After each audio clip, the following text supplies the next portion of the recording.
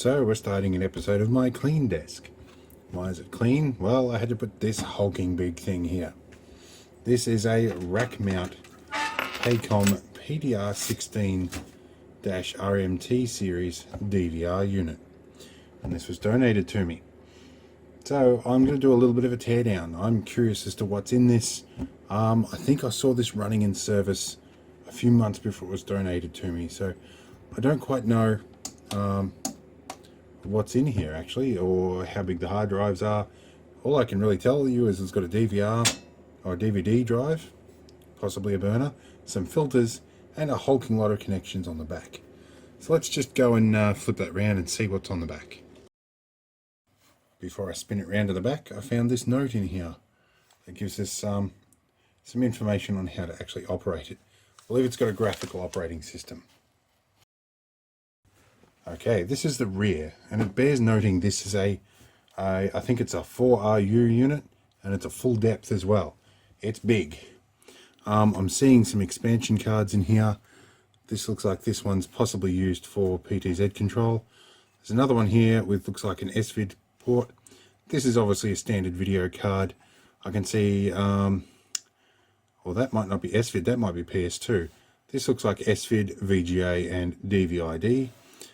And we have all our audio in connections, which looks like this is a standard motherboard in here.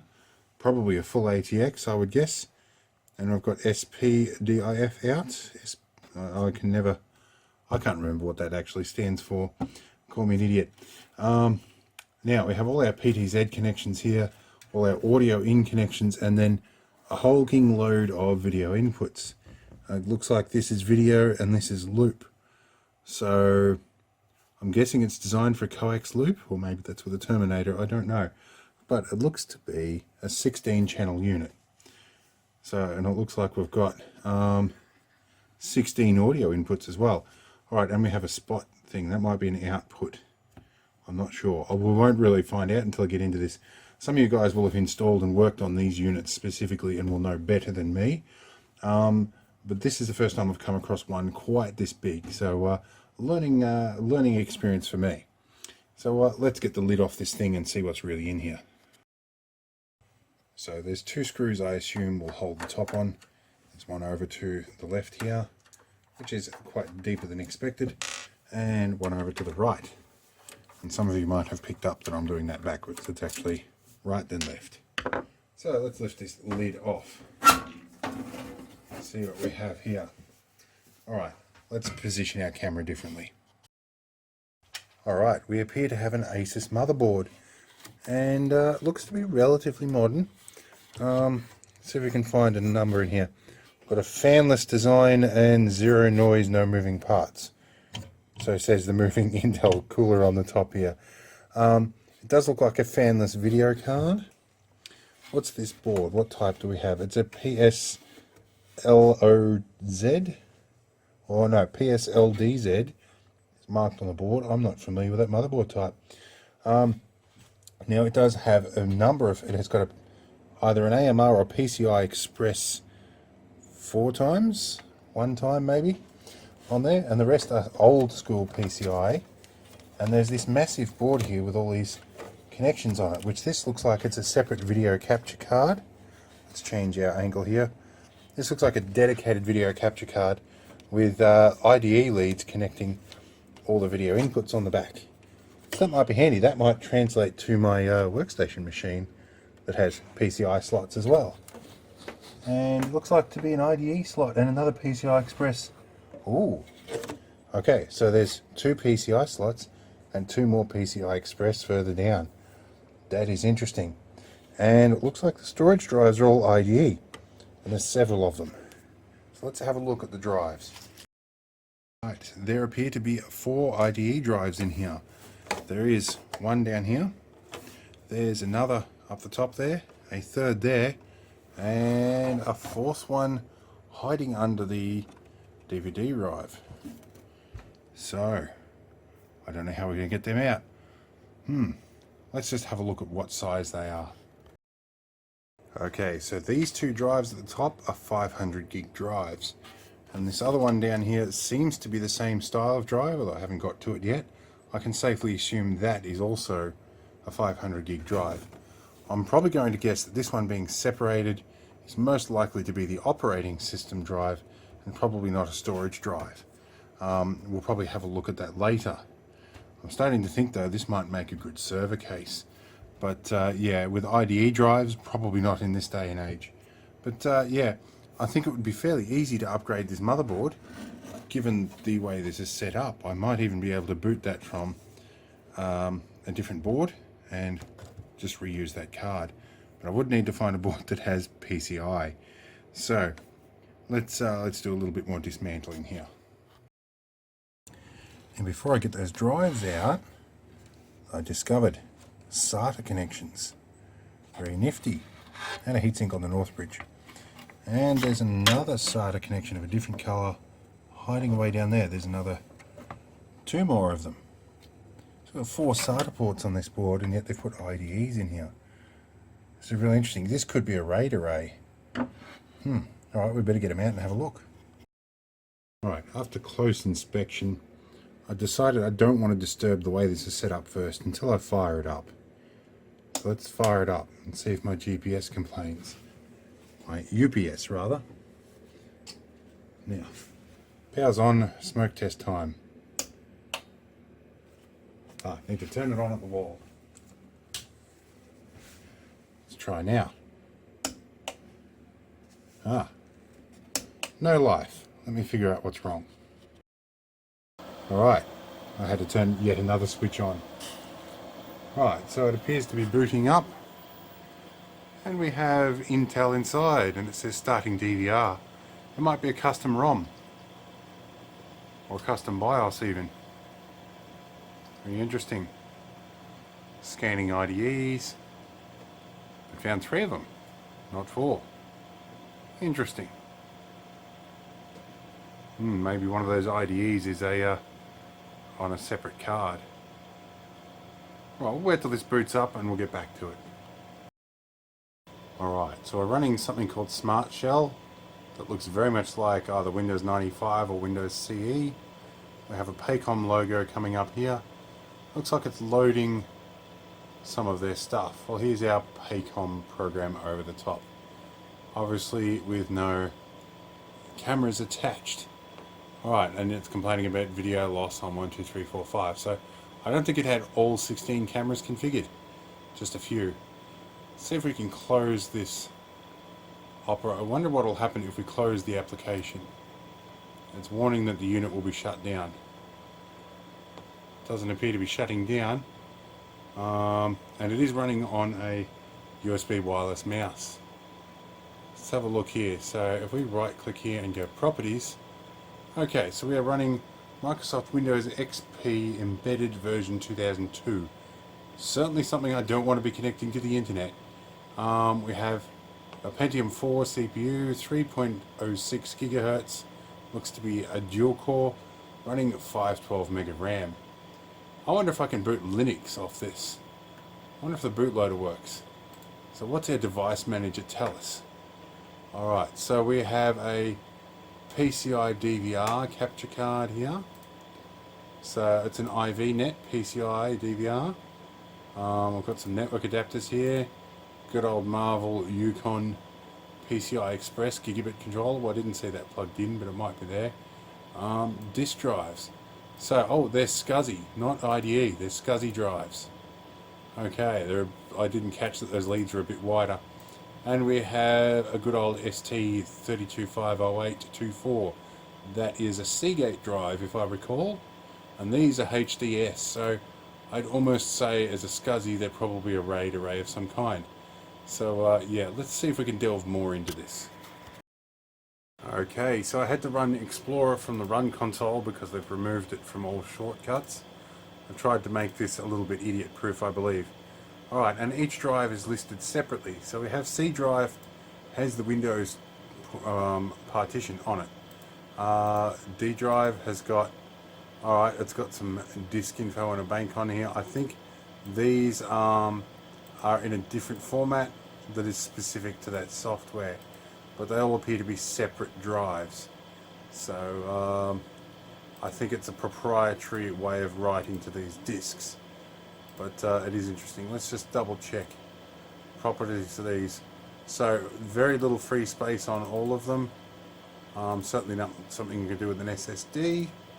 Yeah, so it looks like it's a continuous loop across all of these. It would be interesting to find out if these are all in parallel for redundancy or if they're in series.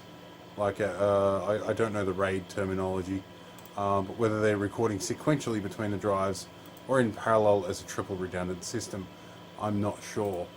But either way, somebody spent some considerable money on this. Oh, and it has some COM ports as well.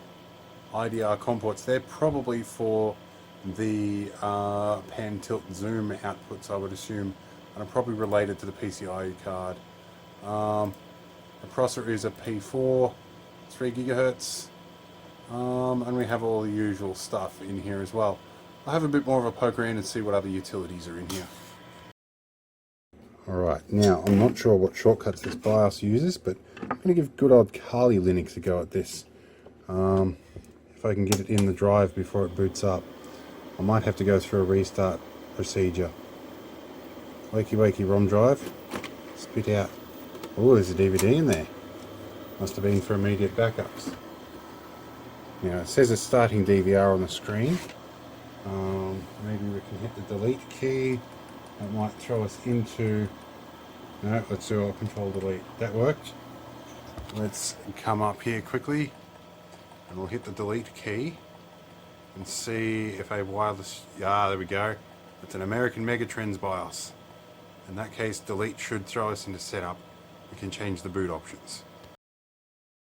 Now, interestingly, I don't see any SATA configuration, any SCSI configuration in the BIOS. So I think that dedicated capture card is also a SCSI controller. In any case, we want to change our boot configuration. Boot, here we go. Boot device priority. Let's move the... I think that's the drive, yes. So the PMST, that one there is our Seagate drive. That one will be our DVD drive. So let's move that up. Geez, it's a while since I've worked in a Megatrends BIOS. Plus and minus is the one. That's better. So, yep, should do that. First floppy drive. Well, we don't have a floppy drive. Not that I'm aware of in here, but you know what? I'm not going to argue with that. Let's exit and save changes and see if we can boot from a Kali Linux disk. And that will give me a few disk utilities I can sort of interrogate the system with. They've definitely made a custom BIOS in here because it's saying starting DVR. Let's see, I see the ROM drive fire up. It's doing an IDE scan. That's an ATAPI controller. Do we have Kali? We've got a cursor, that's a change. What else do we have? And hi guys, you can see me in the reflection off the screen. That's why I don't like these reflective surface screens. It's doing something a little different here. I might have skipped right over Kali Linux. We'll find out. I'm going to take a break. My arm needs a break. Alright, well, I didn't get it running off a CD, but I did get a bootable USB happening. So let's see how we go. Let's try Ubuntu. I don't want to install it on here and mess everything up. Let's see if we can just boot Ubuntu from a USB stick. It'll be interesting, to say the least. Alright, this is going to take a moment. We'll be back in a minute. Okay, so while I was just waiting for my little Linux USB stick to work, which didn't, by the way, Ubuntu wasn't enough to load, so I'm going to try something like Puppy Linux. But anyway, while I'm waiting for that, I thought I'd examine where these leads go. So I have two connections here going from this backplane, three in fact, from the backplane here. Now I assume this one is probably handling all the video connections and possibly this one too. This I think is probably handling the PTZ and the audio. So it goes into its own dedicated port on this card. Now this card here is a PCI card. This one here is a PCI Express. Now interestingly, this connection here comes all the way over to this socket here from the back panel and bridges onto the PCI Express card. whereas this one does not, and it also has a connector in the middle as well. I think these are IDE leads. Now, this isn't an external SCSI card by a long shot, and there's a really big EEPROM hiding down in here that you probably can't see. The SCSI appears to be on board, although that does look very much like IDE width down there. It's not SCSI. In fact, I think I have one for comparison. This is an IDE lead here. It's a high density one. Let's put that down here and have a look for comparison of width. Yes, it is indeed an IDE lead, despite the controller calling it a SCSI disk array. So, yeah, that's interesting. And there are also high density IDE down here. So I think these are indeed IDE drives. They're Hitachi ones. ATA IDE drives. They are IDE. So where is it coming from SCSI, and why is it not showing up on the hardware controller? Alright, a bit more research to be done, I think. Alright, I've decided to try plan B. I've just set myself up a USB bootable version of damn small Linux. It's only about 49 meg, I believe. And we'll see if this boots. We'll probably have to turn it on first. Well, and I just got my shirt snagged on the case and ripped a big hole in it. Yeah, that was one of my good shirts too. Black t-shirts, you can never get enough of them. Let's see if this is booting. Wow, it's booting. Let's see if it fires up off damn small Linux. Might have to go through the OS again and reassign. Oh, it's got boot error. Yep, I'll have to reassign the memory stick. Alright, I'm back in BIOS. Let's go across to boot. Check our drives. Let's come up with a Memorex Mini. It's the first option. Our boot device priority should be the ROM drive and then the Memorex Mini. Right, I've disabled the hard drives for the moment so I don't have to go through unnecessary loops. So let's go exit and save and see what happens. Alright, well I'm still getting a boot error and I'm not terribly motivated to figure out what's in here, so we might try a different plan of attack here. Well, in lieu of a different plan of attack, I think I'm just going to shelve this thing for a while, and I'll come back to it at a later date. We have proven that I can boot from a Linux USB to this, but we've also determined that Ubuntu, the latest version at least, is a bit too much for it. So I'll probably come back to this at a different date with something probably a little more appropriate.